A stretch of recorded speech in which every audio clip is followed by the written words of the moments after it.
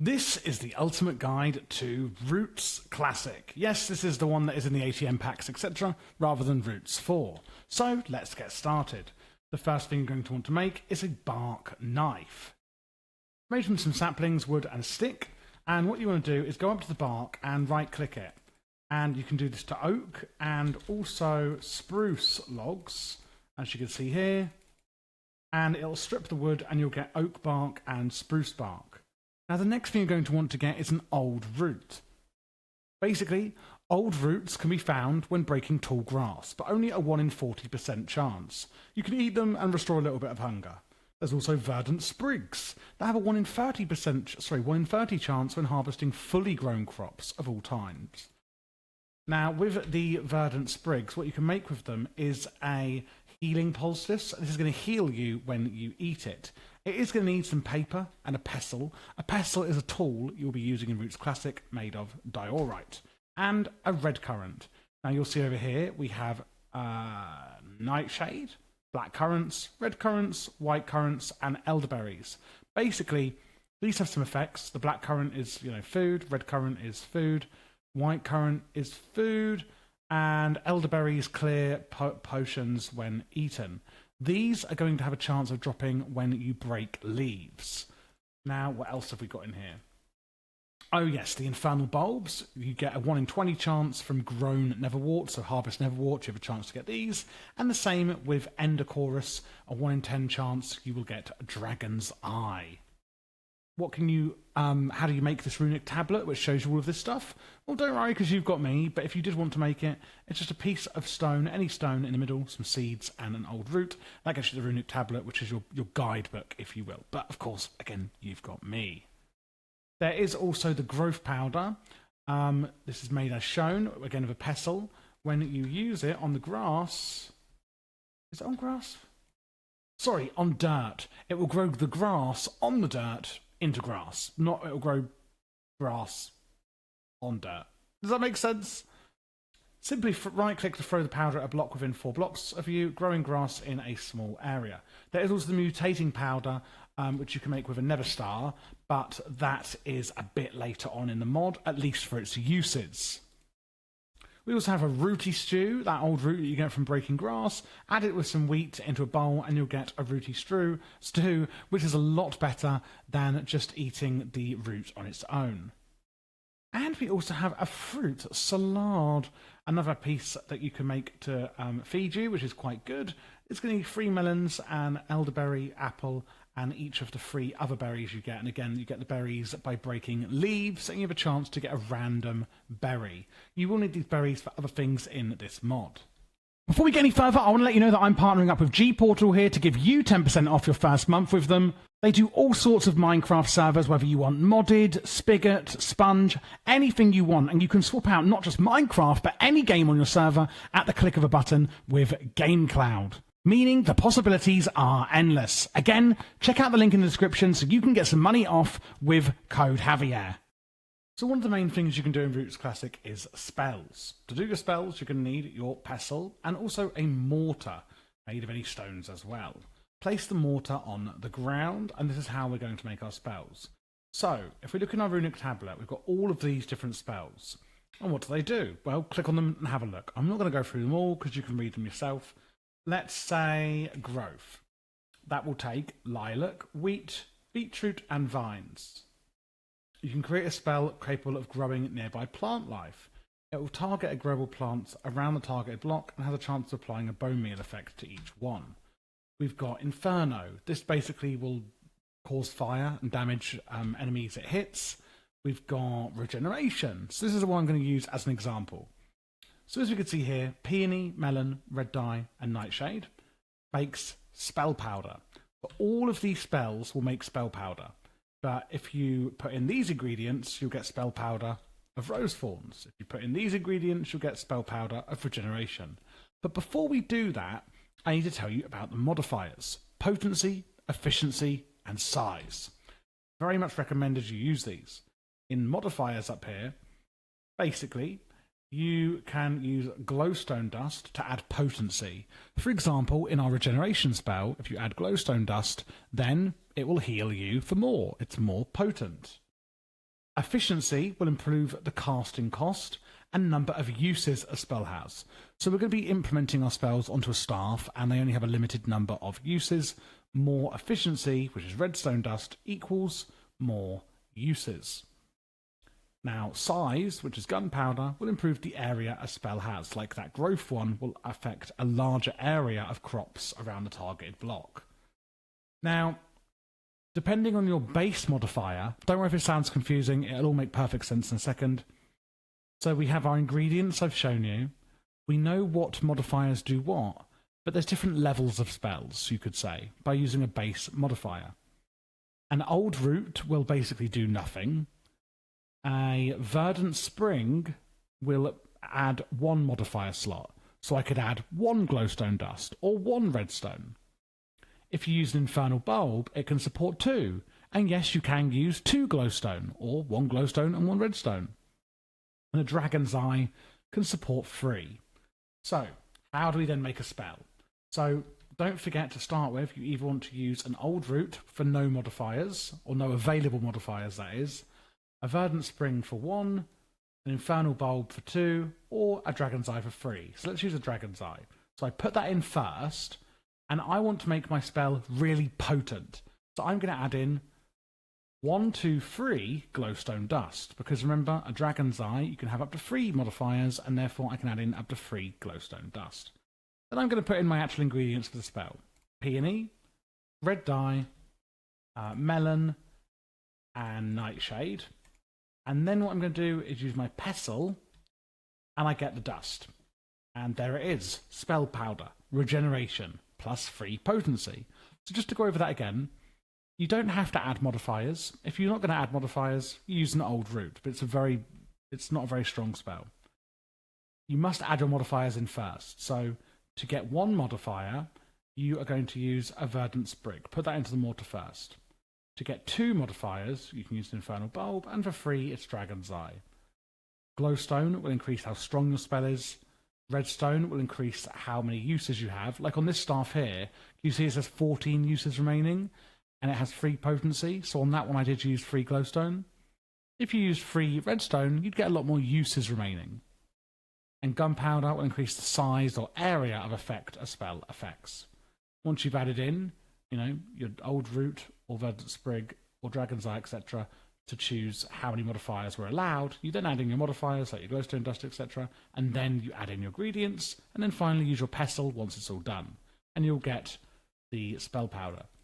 What we then do is make one of these, an imbuer. So you make an imbuer, place it down, place your spell powder that you've just made into it, and then just place it in a stick, like this, and after a few seconds, the stick will bump out with the staff of regeneration.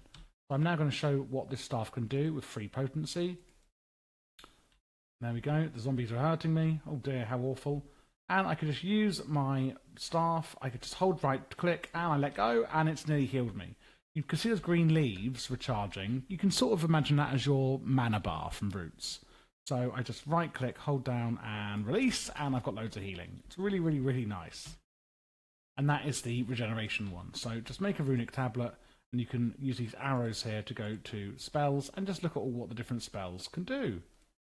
Something slightly more advanced than spells are rituals, and that's what we're going to do here behind me in Roots Classic. So the first thing you're going to want is a casting altar, pretty simply made using some verdant sprigs, etc. So you basically place ingredients onto the casting altar, and then we need some braziers for incense, and certain spells need different types of incense. You just light this with a flint and steel. So if we open up our runic tablet and go from spells and click the right arrow, we go to rituals. Blah, blah, blah, tells you about rituals. Let's do a basic one. So I'm going to choose living tools. The living tools, basically, they regenerate their durability on their own. So for a living pickaxe, for example, it's a wooden pickaxe, a verdant sprig, a gold nugget, and 2 oak bark. So this icon here up the top, this is your ritual altar.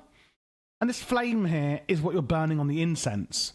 Ignore this huge grid below for now. And that's for something slightly more advanced with the standing stones you can see. But for this recipe, we don't need that. So, what do we need again?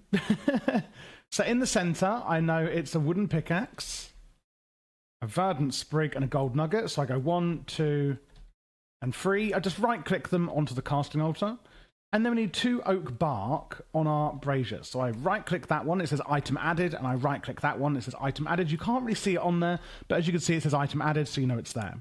And then right-click with the flint and steel, a brazier is now burning, right-click, and it's now burning.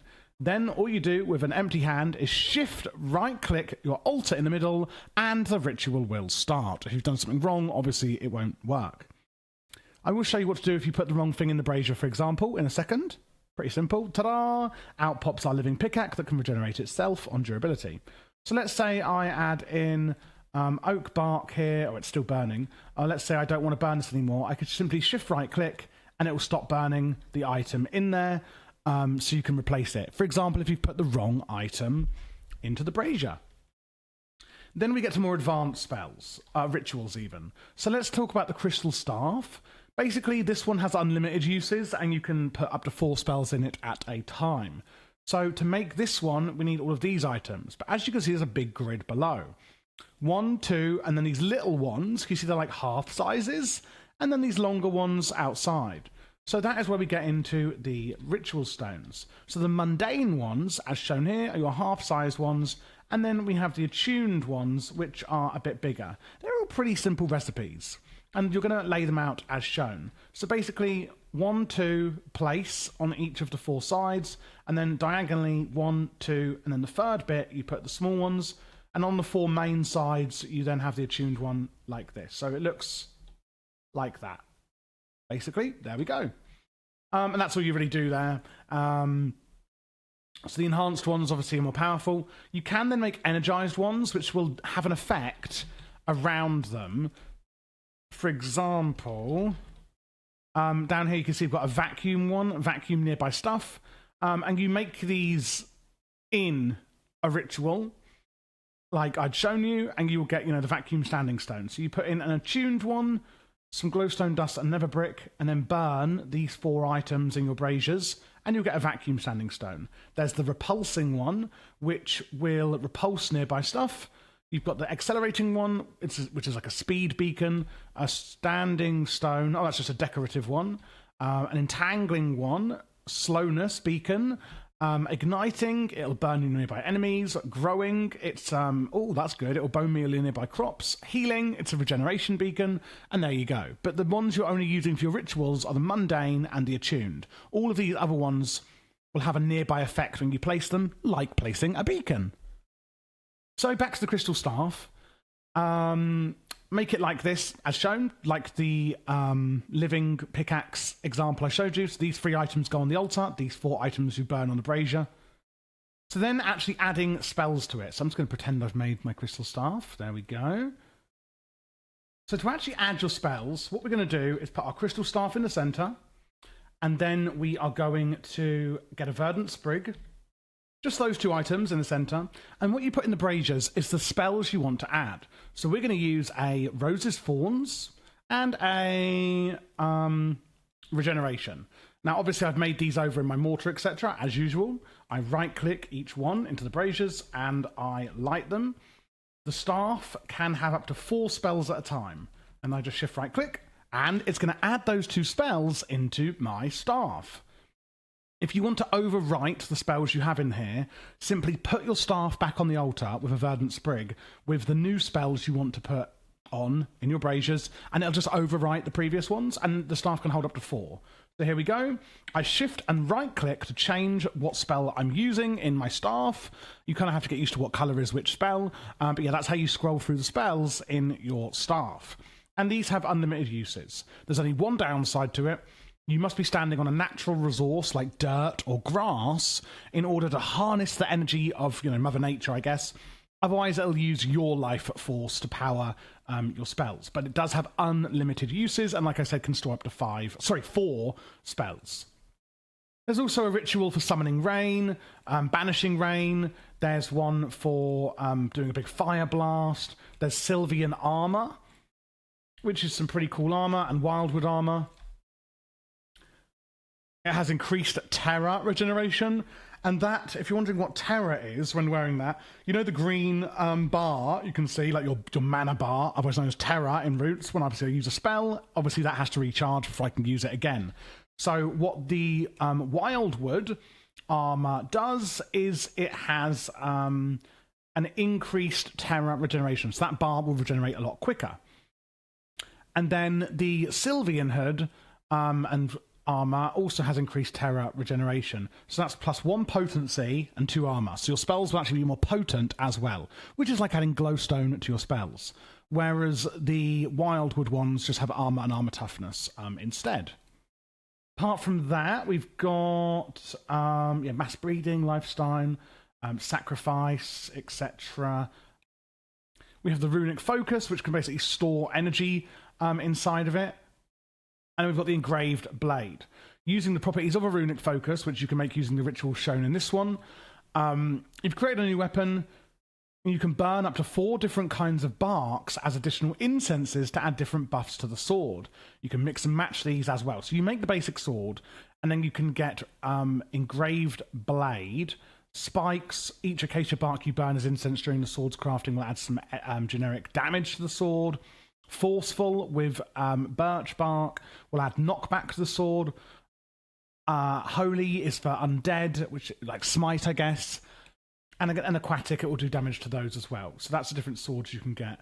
You also do a time shift ritual. They're all quite simple. They're all laid out in here. As long as you know how to use the ritual and the braziers, then you're pretty good on that front. I did encounter a bug on 1.21.1 when doing my crystal staff before, and that was before, obviously, I started filming, whereby I put the verdant sprig and the staff in here, put my my powders in the braziers, and it kept saying that the ritual was correct, but the braziers weren't correct, even though it was.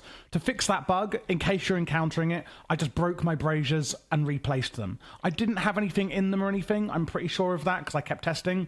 So if you do encounter any bugs with the rituals where you're certain that the ritual is correct but it's not working, just break the braziers and maybe even the altar, maybe even the standing stones, and replace them, and that at least fixed it for me. But I don't know. It could have been user error. I'm pretty sure it wasn't, but just in case you're encountering a bug like that, that's how I fixed it. And that, my friends, is everything you need to know to play Roots Classic. And if you're watching this on the individual video for rituals, then, well, that's how you do rituals. Thanks for watching, and before you go, I just want to say, if you want to join the Patreon in the description, that really helps support the channel, and you get access to our premium servers like this one here, which is currently ATM 10 at the time of filming. Of course, if you're watching a year after posting, it could be ATM 11, 12, or even maybe 13. We also do offer free-to-play servers, which you could just join the Discord to get, and if you'd like your own server, then check out the description for our G Portal 10% off with my link. Lastly, if you're new here, don't forget to check out the channel. I have an insane amount of mods available. As you can see, loads of tech mod guides, magic mod guides, utility mod guides. There is literally hundreds of guides I have done. My goal here is to do every single mod in Minecraft.